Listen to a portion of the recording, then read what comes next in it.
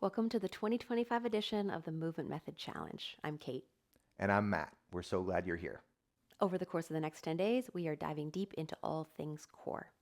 That means working with key muscle groups like your abdominal corset and your hamstrings. Activating these tissues is essential, not just for posture, but also for supporting proper movement mechanics. Many of us tend to live in extension, where our ribs flare out forward and the pelvis tilts anteriorly like this.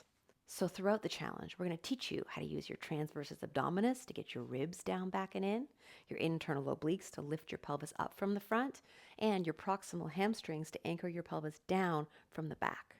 We'll also teach you how to use your breath in intelligent ways to help you move efficiently. Yes, you heard that correctly. Breath has a massive impact on how you move. As you can see, the core really isn't just one thing, it's part of an integrated whole.